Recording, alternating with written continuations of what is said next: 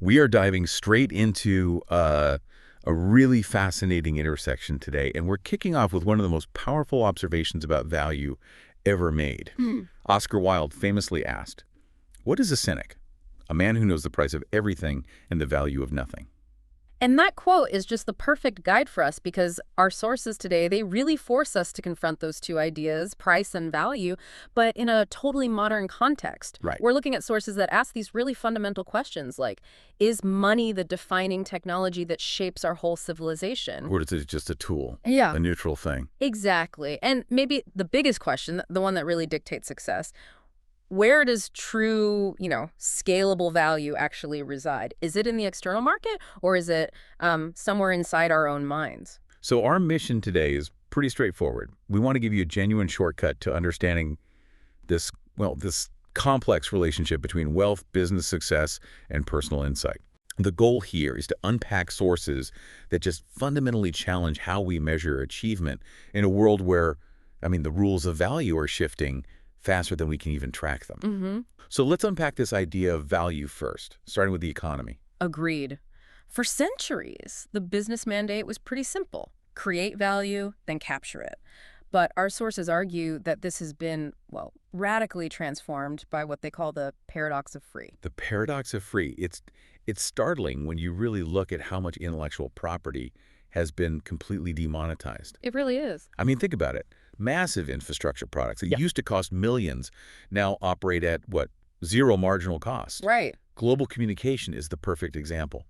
WhatsApp gives you near instant international communication for just the cost of your internet connection. Which is basically nothing. It's staggering. It means the price of connection has essentially dropped to zero. And that technological shift, it has just obliterated the old pricing model for knowledge. The sources detail the accessibility we have now.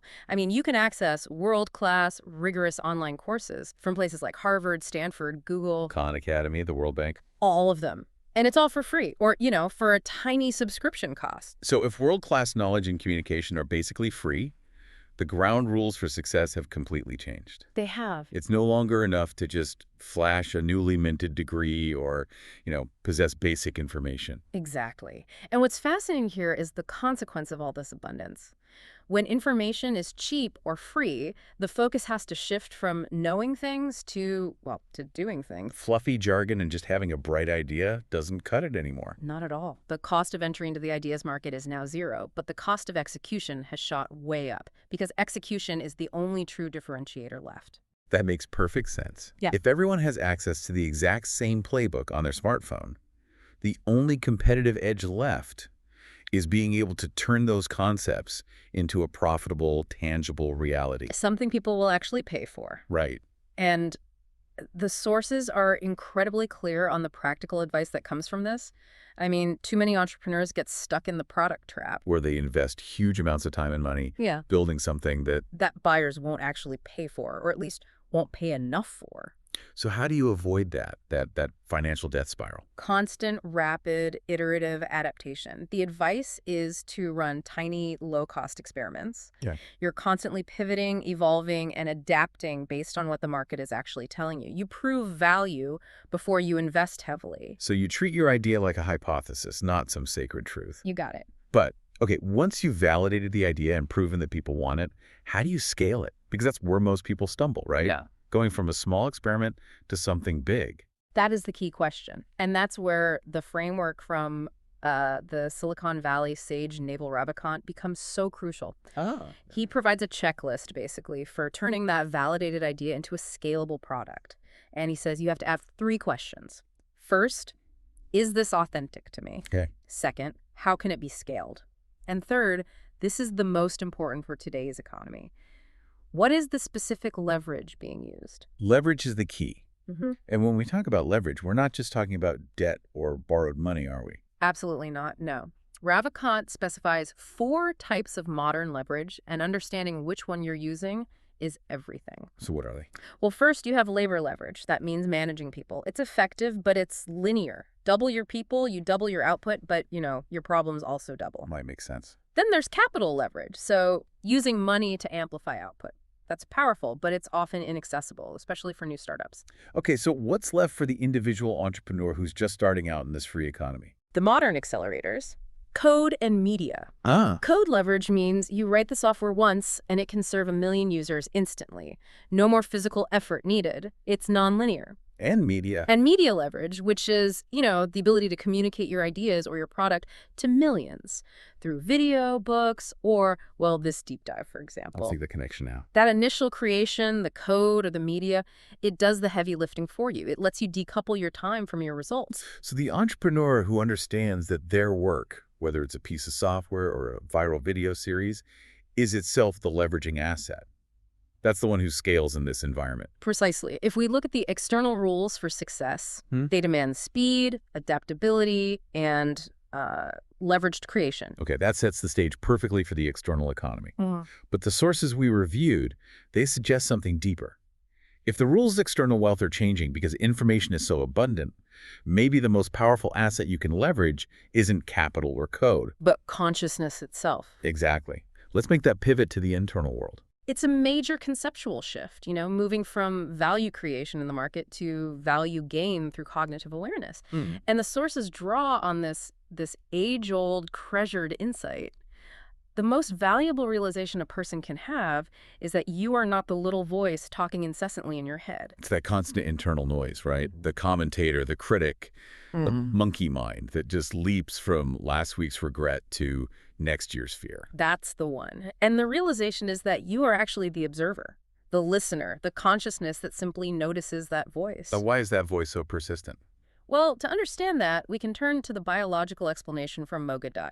He describes the brain, quite simply, as a 3-pound lump of meat. That's such a humble, almost offensive description of the organ that came up with the theory of relativity. It is, isn't it? But its core function is still fixed in deep time. Its primary product is thought, and those thoughts are designed to do one thing: keep you alive. Pure, primal survival. That's it. To manage survival, the brain analyzes this incredibly complex environment, simplifies all these infinite variables, and then it turns them into words. Because words are the only building block of knowledge we can quickly comprehend and act on. Precisely. So the inner voice, the one that's constantly warning you about danger or why you shouldn't take a risk or how things should be, that's just the brain making noise, trying to run a survival program based on simplified data. It's an internal chaos machine. Yeah. It's constantly running simulations of what might kill you, professionally or, physically. The problem is that in the modern world, those survival mechanisms often show up as paralyzing anxiety, fear of necessary risk, or self-sabotage. All things that directly counteract the speed and adaptability we were just talking about for business success. Exactly. The fear of failure in a low-cost experiment, for instance, that's your survival brain just shouting, "Stop! You might be socially rejected," even when the actual financial risk is tiny. The brain is optimized for the savannah, not for a startup. You've got it.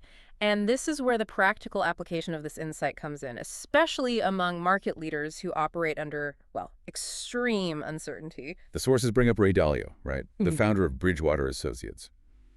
Manages over $100 billion in assets. Right. He operates in maybe the most volatile environment possible, global macro hedge funds. Yeah. So what does he credit his success to? He credits a specific daily practice, transcendental meditation. Mindfulness. It's all about mindfulness. It's essentially the ability to create a sense of calm and space just by observing the constant mental chatter for what it is. Noise. Instead of treating every thought as a command or an absolute reflection of reality. Right. Now, this sounds great, and you hear a lot of corporate wellness things pushing mindfulness, but doesn't this run the risk of becoming a bit fluffy? Right. How do the sources justify this as a hard, quantitative business edge? The justification is actually pretty rigorous. It's not about feeling better. It's about making clearer decisions. If your survival brain is constantly bombarding you with fear and self-doubt, you literally cannot see market opportunities or analyze data objectively. So mindfulness lets the observer you step away from the panic. It lets you manage the internal chaos and make strategic, non-survival-driven decisions. The kind you need for high-stakes scaling. It's a real information processing advantage. That's a powerful connection. The ability to manage the inner voice is directly linked to the ability to manage external success by enhancing clarity under pressure. So let's bring this conversation full circle, back to the search for external wealth, all those zeros on a screen. If we have to create value first, What exactly is the medium we use to measure it? And that leads us to the ultimate technology in human history, money. Right. David McWilliams, in the source material, he makes a powerful case that money is so much more than a tool for exchange. It's arguably the defining technology of Homo sapiens. He argues that over the past 5,000 years, money hasn't just recorded transactions. It has profoundly altered humanity, our relationships. It's dictated the very structure of our societies.